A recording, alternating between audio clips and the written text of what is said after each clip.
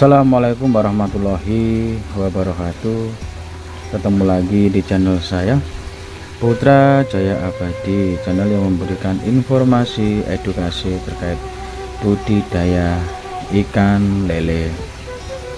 Oke teman-teman pembudidaya dimanapun berada, kali ini saya mau memberi informasi terkait kolam dan tebar ya teman-teman ya.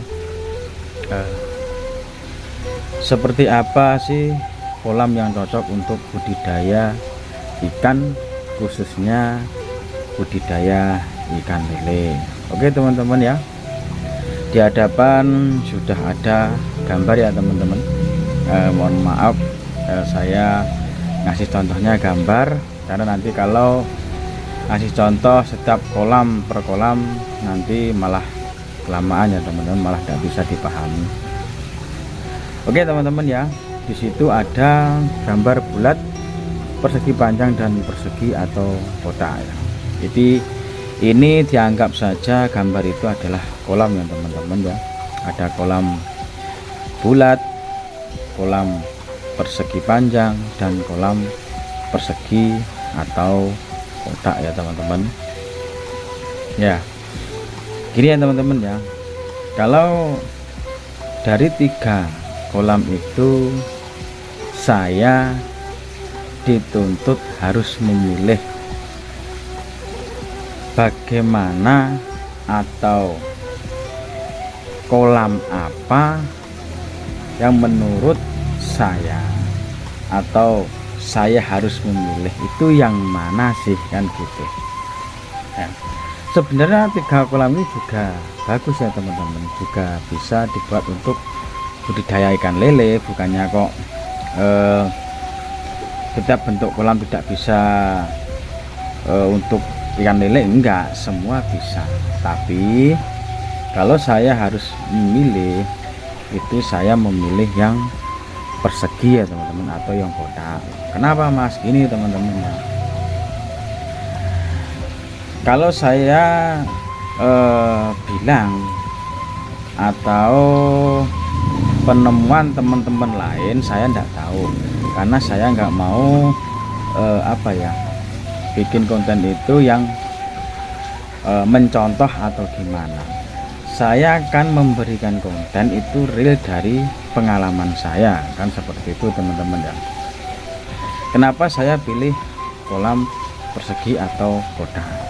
Karena di kolam saya itu ada 3 kolam. Saya juga punya yang bulat D3 itu, saya juga punya yang persegi panjang, dan saya juga punya yang persegi atau yang kotak. Dan kemarin saya tebar bibit ya teman-teman, berbibit sama-sama ukurannya gitu. Saya tebar ukurannya sama, jumlahnya sama, kan gitu.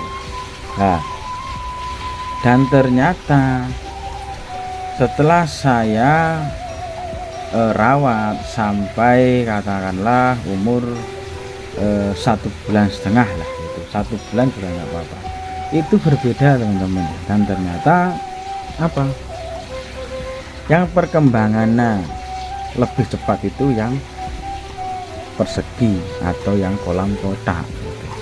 Itu pengalaman saya teman-teman, yang sudah saya jalani loh ya. Nah ini makanya saya kenapa kalau dituntut milih 3 kolam itu pilih yang mana, saya pilih yang persegi atau yang kotak, karena saya sudah mengalami. Nah kalau saya dibilang katakanlah ditanya seperti ini, kelebihan atau kekurangannya itu di mana mas, saya juga nggak bisa menjawab teman-teman. Karena apa, gini loh, nanti kalau saya bilang kekurangan ini kolam bulat, kekurangan ini, nanti malah teman-teman itu salah paham. Nah contoh seperti ini, saya harus memastikan intinya memberitahu teman-teman harus kolam persegi atau kolam kotak. Nah dan ternyata teman-teman punya lahan persegi panjang loh, itu kan berarti saya nggak masuk gitu kan, nggak masuk akal. Tapi nanti bisa diantisipasi dengan apa saja itu kan. Cuma setahu saya, sepraktek saya selama saya berlele, ternyata kolam yang persegi atau yang kotak itu menurut saya itu lebih efektif, dan ternyata ikan itu perkembangannya lebih cepat ya teman-teman. Jadi seperti itu. Kalau saya dibilang suruh menjawab kelebihan kekurangan, saya malah nggak bisa menjawab gitu. Semua bagus karena semua juga bisa untuk tempat ikan lele atau budidaya ikan lele itu loh teman-teman ya. Ya, cuma saya amati gini teman-teman, kayaknya itu ya, kenapa kok ikan itu di kolam kotak atau persegi itu lebih cepat pertumbuhannya. Nah, paling gini teman-teman, sewaktu saya cek malam, karena saya setiap hari, ya bukan setiap hari lah, kalau sudah ikan itu sudah benar-benar sudah mapan itu kadang saya cek 2 hari sekali atau 3 hari sekali gitu, maksudnya cek malam. Nah, saya tuh mengetahui ikan tuh kalau malam atau enggak malam ya juga diketahui, tapi sering kali itu malam ikan itu berputar teman-teman. Nah, berputar seperti ini. Nah, paling kenapa kolam kotak itu pertumbuhannya lebih cepat, karena dia luas gitu ya, dia luas untuk bergeraknya luas. Kalau ditanya, loh mas, bulat kan malah lebih lebih presisi kan, dia kan berputar. Iya bener, tapi kenyataannya seperti itu gitu loh. Makanya saya juga bingung, padahal saya juga punya kolam yang bulat ini, dan saya juga punya yang kotak, dan ternyata setelah hasil akhir ini sebelum saya ayak kemarin, ternyata tuh yang kolam persegi itu kayak nggak ngayak gitu loh, kayak pertumbuhan sama rata dan besar gitu. Makanya buat pedoman teman-teman ya, kalau emang mau budikan lele dan punya lahan yang luas katakanlah, ya saya sarankan dari saya pribadi, buatlah kolam yang kotak atau persegi gitu ya teman-teman ya. Kalau dibilang semua tetap bagus, cuma saya pribadi kalau harus memilih itu memilih kolam yang kotak ini ya teman-teman, karena saya sudah membuktikan, saya sudah praktek, ternyata hasilnya sangat luar biasa kan gitu teman-teman. Terus ini mengenai kolam ya teman-teman, tadi kan saya membuat judul kolam dan tebar kan gitu.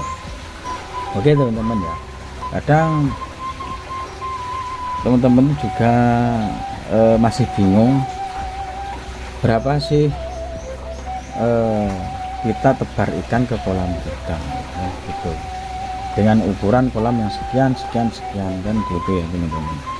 Maka di video kali ini saya akan bahas itu ya teman-teman, biar teman-teman tahu berapa tebar kolam untuk awal teman-teman berbudidaya ikan lele ya.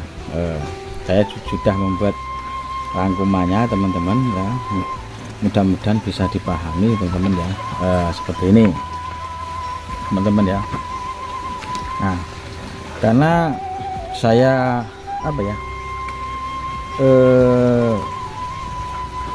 memilih kolam yang persegi, makanya saya buat contoh itu yang persegi ya teman-teman. Ini di sini saya tulis begini teman-teman ya, kolam persegi atau kotak. Nah, untuk mengetahui berapa tebar kolam itu kita harus mengetahui panjang berapa, lebar berapa, terus tinggi air yang kita nanti untuk jadi patokan, maksudnya dari awal sampai panen itu tingginya berapa, itu harus buat patokan teman-teman, jangan berubah-ubah gitu kan. Dan di sini saya tulis gini teman ya, panjang 5, maksudnya panjang 5, sini lebar 5 karena persegi, semua sama-sama 5 menjadikan kotak lah. Di sini saya tulis ketinggian air 80 cm ya. 80 cm, atau kalau dibuat meter itu 0,80. Nah, terus di bawahnya ada tulisan seperti ini, cara mengetahui kubik air kolam. Nah, karena apa? Kita akan mengetahui berapa tebar ikan di kolam kita, itu harus mengetahui kubik airnya di kolam kita itu berapa. Nah, caranya gimana Mas? Gini caranya, panjang dikali lebar dikali tinggi air. Nah, gitu kan. Makanya saya tulis panjangnya 5 dikali 5 dikali 0,8, jangan dikali 80 teman-teman ya, karena 80 itu cm bukan meter, karena 5 meter dikali 5 meter dikali 0,80 meter kan gitu. Nah, tinggiannya 80, kalau dikalikan ketemu kubik airnya berapa? 20 kubik. Berarti teman-teman ya, kalau kolam teman-teman itu 5 meter dikali 5 meter, maksudnya panjang dikali lebar 5 meter, dan ketinggian air itu bukan ketinggian kolam ya teman-teman ya, ketinggian air 80 cm, ketemu 20 kubik. Nah, dari sini kan sudah ketemu teman-teman ya, sudah ketemu berapa kubik kolam kita atau debit air kita kan gitu. Nah, setelah ketemu 20 kubik, terus gimana Mas caranya mengetahui berapa ribu atau berapa ratus kita mau tebar Mas? Nah, gini teman-teman.